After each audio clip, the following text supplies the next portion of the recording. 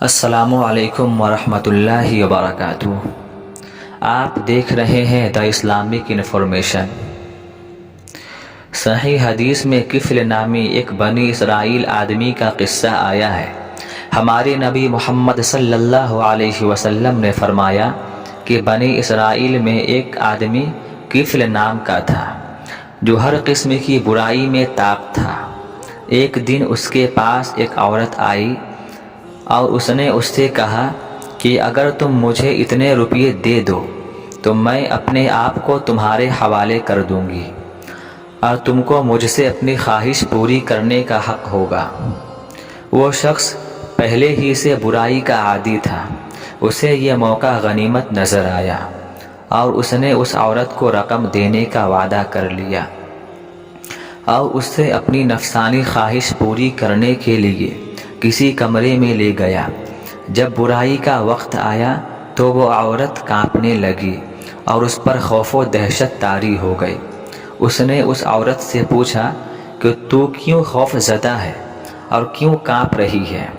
وہ کہنے لگی، میں نے اپنی پوری زندگی میں کبھی یہ حرمت نہیں کی اور آج مجھے اس حرام اور ناجائز کام کو اس لیے کرنا پڑ رہا ہے کہ میرے بچے گھر میں بھوکے ہیں اور ان کا کوئی کفیل نہیں ہے اور کھانے کا کوئی سامان نہیں ہے۔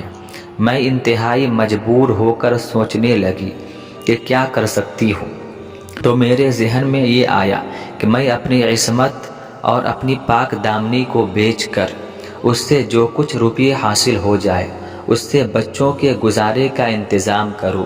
اس لیے میں نے اس برائی کا ارادہ کیا، مگر مجھے اللہ کا خوف ہو رہا ہے اور اس لیے مجھ پر کپ کپی طاری ہے۔ عورت دل سے بات کہہ رہی تھی تو دل پر اثر انداز ہوئی، اور عورت کی یہ داستان سن کر اور اس کا اللہ سے یہ خوف دیکھ کر اس مرد کے دل میں بھی اللہ کا ڈر اور خوف پیدا ہو گیا اور کہنے لگا، تو صرف ایک بار گناہ صرف ارادہ کر کے اللہ سے اس قدر خوف کر رہی ہے، اور میرا حال یہ ہے کہ میں نے پوری زندگی اس کی نافرمانی میں اور معصیت میں گزاری ہے۔ مجھے اللہ کا تجھ سے زیادہ خوف کرنا چاہیے، اس لیے میں توبہ کرتا ہوں کہ آج سے کبھی گناہ نہیں کروں گا۔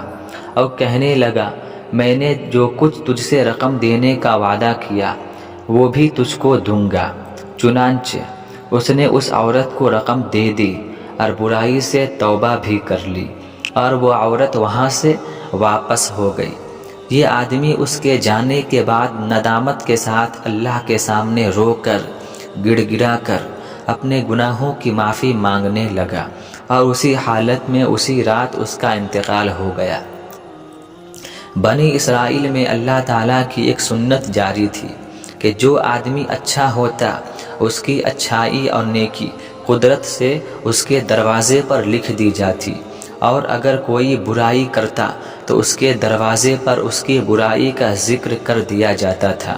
اور یہ کفل نامی شخص تو اتنا برا تھا کہ اس کے دروازے پر روزانہ کچھ نہ کچھ اس کی برائی لکھی ہوئی ہوتی تھی کہ آج اس نے زنا کیا اور آج اس نے شراب پی یا اور کوئی برائی کی۔